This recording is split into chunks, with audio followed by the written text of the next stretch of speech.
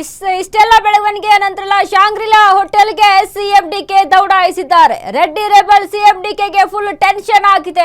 ಏನ್ ಮಾಡಬೇಕು ಏನಿಲ್ಲ ಅನ್ನುವಂತ ಗೊಂದಲದಲ್ಲಿ ಡಿಕೆ ಶಿವಕುಮಾರ್ ಇರುವಂತದ್ದು. ಡಿಕೆ ಶಿವಕುಮಾರ್ ಮೇಲೆ ರಾಮಲಿಂಗಾರೆಡ್ಡಿ ಬೆಂಬಲಿಗರು ಇದೀಗ ಅಸಮಾಧಾನವನ್ನ ವ್ಯಕ್ತಪಡಿಸ್ತಾ ಇದ್ದಾರೆ. ಶಾಂಗ್ರಿಲಾ ಹೋಟೆಲ್ಗೆ ಸಿಎಂ ಡಿಕೆ ದೌಡು. ರೆಡ್ಡಿ ರೆಬಲ್ ಸಿಎಂಗೆ ಫುಲ್ ಟೆನ್ಷನ್. ಸುರ್ಜೇವಾಲಾ ಭೇಟಿ ಮಾಡಿದ ಸಿಎಂ ಡಿಕೆ. ಹೈಕಮಾಂಡ್ ಕೂಡ ಮಾತುಕತೆಯಲ್ಲಿ ಮುಂದುವರಿಸಿರುವಂತದ್ದು. ರಾಮಲಿಂಗಾರೆಡ್ಡಿ ಮನವೊಲಿಸುವುದು ಹೇಗೆ ಅಂತ ಚರ್ಚೆ ನಡೀತಾ ಇದೆ. ಖಾತೆ ಬದಲಾವಣೆ ಮಾಡಲು ಈಗ ಸಾಧ್ಯನಾ ಅನ್ನುವಂತ ಚರ್ಚೆ ಆಗ್ತಾ ಇದೆ. ಇದಕ್ಕೆ ಕೃಷ್ಣ ಬೈರೇಗೌಡ ಒಪ್ಪಿಕೊಳ್ತಾರಾ? ಕೃಷ್ಣ ಬೈರೇಗೌಡಗೆ ನಗರಾಭಿವೃದ್ಧಿ ಖಾತೆ ಕೊಟ್ಟಿದ್ದಾರೆ, ಬೇರೆಯವರು ರೆಬಲ್ ಆಗಲ್ಲ ಅಂತ ಏನ್ ಗ್ಯಾರಂಟಿ? ಹೀಗೆ ನಾನಾ ಚರ್ಚೆ ನಡೆಸ್ತಾ ಇರುವಂತಹ ಸುರ್ಜೆ ಮತ್ತು ಡಿಕೆ. ಈಗಾಗಲೇ ಕೃಷ್ಣ ಬೈರೇಗೌಡಗೆ ಬೆಂಗಳೂರು ನಗರಾಭಿವೃದ್ಧಿ ಖಾತೆ ಸಿಕ್ಕಿರುವಂತದ್ದು. ಶಾಂಗ್ರಿಲಾ ಹೋಟೆಲ್ಗೆ ಸಿಎಂ ಡಿಕೆ ದೌಡು. ರೆಡ್ಡಿ ರೆಬಲ್ ಸಿಎಂ ಡಿಕೆಗೆ ಫುಲ್ ಟೆನ್ಷನ್ ಎದುರಾಗಿದೆ. ಏನ್ ನಿರ್ಧಾರ ತೆಗೆದುಕೊಳ್ಳೋದಪ್ಪ ಅಂತ ಇದೀಗ ರಾಮಲಿಂಗಾರೆಡ್ಡಿ ಬೆಂಬಲಿಗರು ಮಾತನಾಡುವಂತದನ್ನ ನಾವು ಕೇಳಿಸ್ಕೊಂಡ್ವಿ. ಡಿಕೆ ಶಿವಕುಮಾರ್ ಮೇಲೆ ಎಷ್ಟೆಲ್ಲ ಅಸಮಾಧಾನ ವ್ಯಕ್ತಪಡಿಸ್ತಾ ಇದ್ದಾರೆ, ಆಕ್ರೋಶವನ್ನ ವ್ಯಕ್ತಪಡಿಸ್ತಾ ಇದ್ದಾರೆ ಅಂತ ಕೇಳಿಸ್ಕೊಳ್ತಾ ಇದ್ದೀವಿ. ಬೆಂಗಳೂರಿನಲ್ಲಿ ರಾಮಲಿಂಗಾರೆಡ್ಡಿ ಬೆಂಬಲಿಗರು ಪ್ರತಿಭಟನೆಗೆ ಮುಂದಾಗಿದ್ದಾರೆ. ನಮ್ಮ ಸಾಹೇಬ್ರಿಗೆ ಅವಕಾಶ ಮಾಡಿಕೊಟ್ಟಿಲ್ಲ ಅಂತ ಅಂದ್ರೆ ನಾವು ಸುಮ್ಮನೆ ಇರಲ್ಲ. ಒಬ್ರು ಹೇಳ್ತಾರೆ 2028ರ ಎಲೆಕ್ಷನ್ಗೆ ಇವರಿಗೆ ತಕ್ಕ ಪಾಠ ಕಲಿಸುತ್ತೆ ಜನ ಅಂತ ಡಿಕೆ ಶಿವಕುಮಾರ್ ಹೇಳಿದ್ರು. ಇದನ್ನ ಎಲ್ಲ ಮುನ್ನೆಲೆಗೆ ಇಟ್ಕೊಂಡು ಜಿಬಿ ಎಲೆಕ್ಷನ್ ಅನ್ನ ಮುನ್ನೆಲೆಗೆ ಇಟ್ಕೊಂಡು 2028ರ ಎಲೆಕ್ಷನ್ ಅನ್ನ ಮುನ್ನೆಲೆಗೆ ಇಟ್ಕೊಂಡು ಇಲ್ಲಿ ಬದಲಾವಣೆ ಆಗುತ್ತಾ? ಇದಕ್ಕೆ ಈ ಖಾತೆ ಬದಲಾವಣೆಗೆ ಕೃಷ್ಣ ಬೈರೇಗೌಡರು ಒಪ್ತಾರಾ? ಮೊದಲಿಗೆ ಒಂದ್ ವೇಳೆ ಬದಲಾವಣೆ ಆದ್ರೆ ಕೃಷ್ಣ ಬೈರೇಗೌಡರ ಬೆಂಬಲಿಗರು ಇಲ್ಲಿ ಭುಗಿಲೇಳಲ್ಲ ಅನ್ನುವಂಥದ್ದೇನು ಗ್ಯಾರಂಟಿ ಎನ್ನುವಂತ ಚರ್ಚೆ.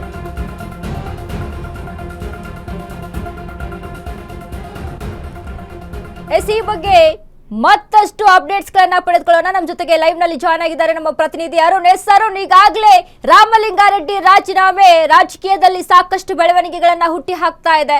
ಇನ್ನು ಒಂದ್ ಕಡೆ ಅವರ ಬೆಂಬಲಿಗರು ಪ್ರೊಟೆಸ್ಟ್ಗೆ ಮುಂದಾಗಿರುವಂತದ್ದು. ಏನೆಲ್ಲ ಅಪ್ಡೇಟ್ಸ್ ಇದೆ ಅರುಣ್?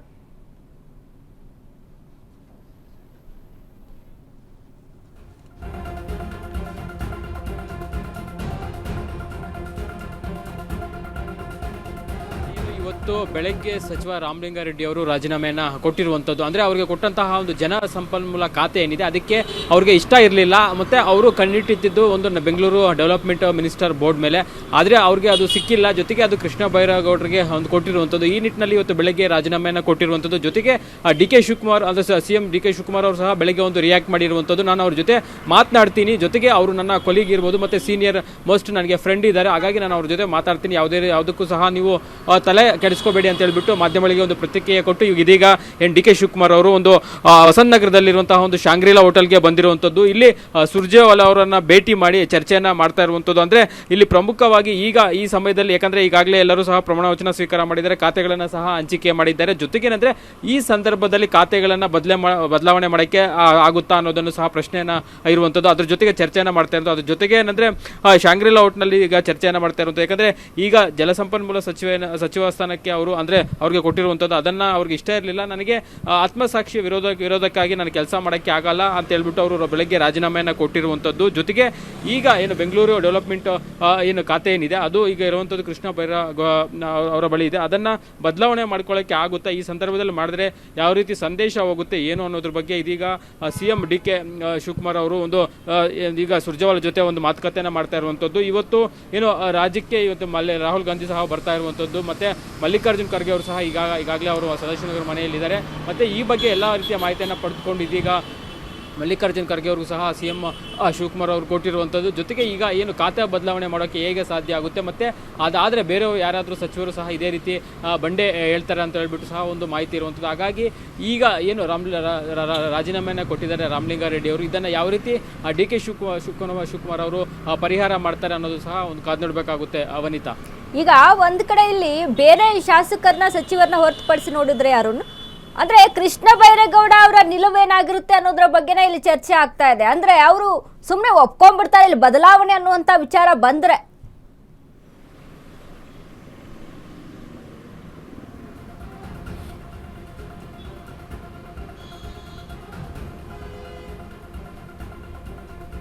ವನಿತಾ ಏನಂದ್ರೆ ಕೃಷ್ಣ ಬೈರೇಗೌಡರು ಸಾಕಷ್ಟು ಎಜುಕೇಶನ್ ಅನ್ನ ಪಡೆದಿರುವಂತವ್ರು ಮತ್ತೆ ಅನುಭವಿ ಆಗಿರುವಂತವ್ರು ಮತ್ತೆ ಅವ್ರಿಗೆ ಯಾವ ರೀತಿ ಟ್ಯಾಕಲ್ ಮಾಡಬೇಕು ಬೆಂಗಳೂರು ಚುನಾವಣೆ, ಯಾಕಂದ್ರೆ ಈಗಾಗಲೇ ಆಗಸ್ಟ್ 31ನೇ ತಾರೀಕು ಒಳಗಡೆ ಒಂದು BBMP ಅಂದ್ರೆ GBA ಚುನಾವಣೆ ಮಾಡಬೇಕು ಅಂತ ಹೇಳ್ಬಿಟ್ಟು ಸುಪ್ರೀಂ ಕೋರ್ಟ್ ಹೇಳಿರುವಂತದ್ದು. ಅದೇ ರೀತಿ ಮೊನ್ನೆ DK ಶಿವಕುಮಾರ್ ಅವರು ಸಹ ಹೇಳಿರುವಂತದ್ದು, ನಾವು ಆಗಸ್ಟ್ 31ರೊಳಗೆ ಚುನಾವಣೆಯನ್ನ ಮಾಡಿ ಮುಗಿಸ್ತೀವಿ ಅಂತ ಹೇಳ್ಬಿಟ್ಟು ಹೇಳಿರುವಂತದ್ದು. ಅದರಂತೆ ಕೃಷ್ಣ ಬೈರೇಗೌಡ್ರೆ ಅವರಿಗೆ ಬೆಂಗಳೂರು ಅಭಿವೃದ್ಧಿ ಖಾತೆಯನ್ನು ಕೊಟ್ಟಿರುವಂತದ್ದು. ಹಾಗಾಗಿ ಅದನ್ನ ಯಾವ ರೀತಿ ಅವರು ಒಪ್ಕೊಂತಾರ ಅಥವಾ ಆ ಖಾತೆನ ಅವರು ಬಿಟ್ಕೊಟ್ಟು ಬೇರೆ ಖಾತೆನ ತೆಗೆದುಕೊಳ್ತಾರ ಅನ್ನೋದು ಈಗ ಇರುವಂತಹ ಎಕ್ಸ್ಟ್ರಾ ಪ್ರಶ್ನೆ. ಅದಕ್ಕೆ ಯಾವ ರೀತಿ ಈಗ ರಾಜಕೀಯ ವಲಯದಲ್ಲಿ ಪುಷ್ಟಿ ಕೊಡುತ್ತೆ ಅನ್ನೋದನ್ನ ಸಹ ನಾವು ಕಾದ್ ನೋಡ್ಬೇಕಾಗುತ್ತೆ. ವನಿತಾ, ಥ್ಯಾಂಕ್ ಯು ಅರುಣ್, ನಿಮ್ಮೆಲ್ಲ ಅಪ್ಡೇಟ್ಸ್ಗೆ.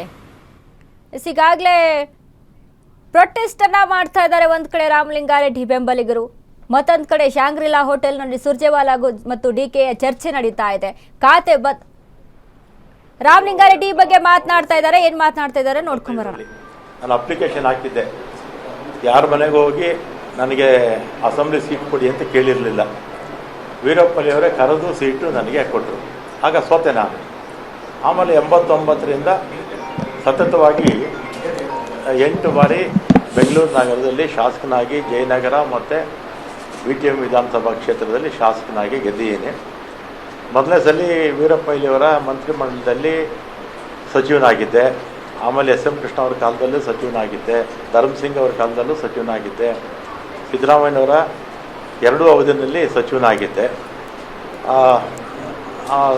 ಎಲ್ಲ ಮುಖ್ಯಮಂತ್ರಿಗಳ ಹತ್ರ ಕೂಡ ನಾನು ಯಾವತ್ತೂ ಕೂಡ ನನಗೆ ಮಂತ್ರಿ ಮಾಡಿ ಅಥವಾ ಇಂಥ ಪೋರ್ಟ್ಫೋಲಿಯೋ ಕೊಡಿ ಅಂತ ಯಾವ ಮುಖ್ಯಮಂತ್ರಿಗಳನ್ನೂ ನಾನು ಕೇಳಿರಲಿಲ್ಲ. ಆಮೇಲೆ 2023ರಲ್ಲಿ ಮುಖ್ಯಮಂತ್ರಿಗಳು ಸಿದ್ದರಾಮಯ್ಯನವರಾದರು. ಆಗ ನಾನು ಅವ್ರನ್ನ ಹೋಗಿ ನಾನೇನು ಮಿನಿಸ್ಟ್ರ್ ಮಾಡಿ ಅಂತ ನಾನೇನು ಕೇಳಿರಲಿಲ್ಲ. ಅವರೇ ಕರೆದು ನನ್ನ ಮಿನಿಸ್ಟ್ರ್ ಮಾಡಿದ್ರು. ಆಮೇಲೆ 20ನೇ ತಾರೀಕು ಪ್ರಮಾಣ ವಚನ ಆಯಿತು. 23ನೇ ತಾರೀಕು ಸುರೇಶ್, ನಮ್ಮ ಬೈರತಿ ಸುರೇಶ್ ಈಗ ಮಂತ್ರಿಗಳಾಗಿದ್ದಾರೆ, ಅವರು ಫೋನ್ ಮಾಡಿ ಮುಖ್ಯಮಂತ್ರಿಗಳು ಮಾತಾಡಬೇಕಂತೆ ಬನ್ನಿ ಅಂದರು. ಕನ್ನಿಂಗ್ಹ್ಯಾಮ್ ರೋಡ್ಗೆ ಹೋದೆ. ಅಲ್ಲಿ ಮೇಲ್ಗಡೆ ಯಾರೋ ಇದ್ದರು, ಸೆಲ್ಲರಲ್ಲೇ ಪಾರ್ಕಿಂಗಲ್ಲಿ ನಾನು ಸುರೇಶು ಮಾತಾಡಿದ್ವಿ. ಏನು ಕರೆದಿದ್ದೇನು ಅಂತ ಕೇಳಿದೆ.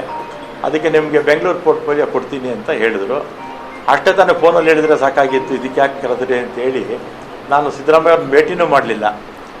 ಅವರು ಬೆಂಗಳೂರು ಪೋರ್ಟ್ಫೋಲಿಯೋ ಕೊಡ್ತೀನಿ ಅಂತ ನಾನು ಬಂದುಬಿಟ್ಟೆ. ನಾನೇನು ಕೇಳಿರಲಿಲ್ಲ ಪೋರ್ಟ್ಫೋಲಿಯೋ ಕೊಡಿ ಅಂತ, ನಾನು ಸಿದ್ದರಾಮಯ್ಯನವ್ರನ್ನೂ ಕೇಳಿಲ್ಲ. ಅವರೇ ವಾಲಂಟಿಯರ್ ಆಗಿ ಕೊಡ್ತೀನಿ ಅಂತ ಹೇಳಿದರು. ಆಮೇಲೆ 25ಕ್ಕೆ ಅನೌನ್ಸ್ ಆಯಿತು ಪೋರ್ಟ್ಫೋಲಿಯೋ.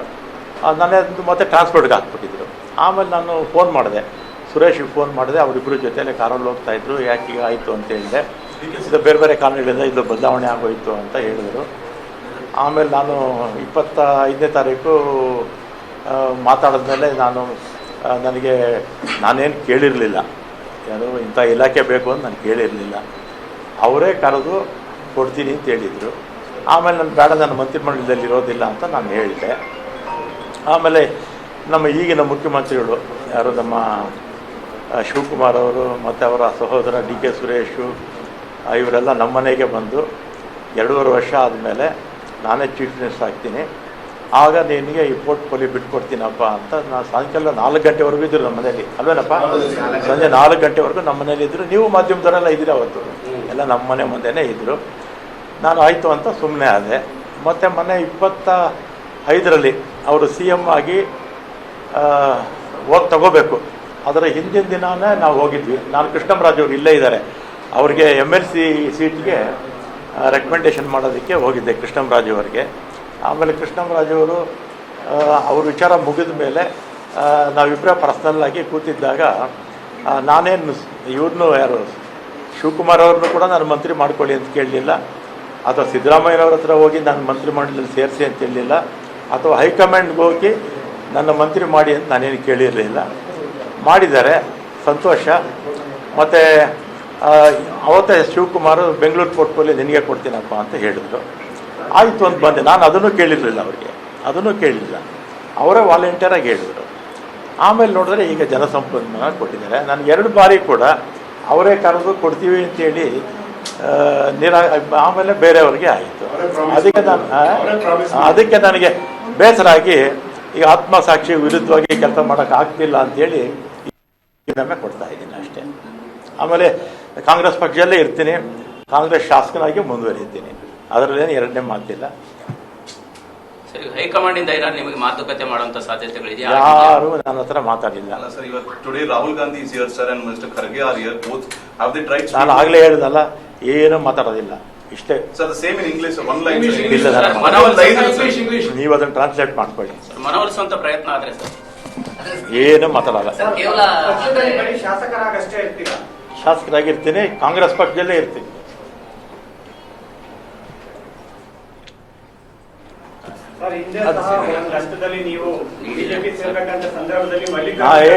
ಹೇಳಪ್ಪ, ಇಲ್ಲಿ ಹಿಂದೆ ನಾನು ಶಾಸಕನಾಗಿ ರಾಜೀನಾಮೆ, ಕಾಂಗ್ರೆಸ್ ಪಕ್ಷಕ್ಕೆ ಯಾವತ್ತೂ ರಾಜೀನಾಮೆ ಕೊಟ್ಟಿರಲಿಲ್ಲ. ನಾನು ಕಾಂಗ್ರೆಸ್ ಸೇರಿ 53 ವರ್ಷ ಆಯಿತು. 1973ರಲ್ಲಿ ಗೌರ್ಮೆಂಟ್ ಸೈನ್ಸ್ ಕಾಲೇಜಲ್ಲಿ ನಾನು ಸೆಕ್ರೆಟರಿ ಆಗಿದ್ದಾಗ NSU ಸೇರ್ಕೊಂಡಿದ್ದು. 53 ವರ್ಷದಿಂದ ಕಾಂಗ್ರೆಸ್ ಪಕ್ಷದಲ್ಲಿದ್ದೀನಿ, ಮುಂದಕ್ಕೂ ಕಾಂಗ್ರೆಸ್ ಪಕ್ಷದಲ್ಲೇ ಇರ್ತೀನಿ.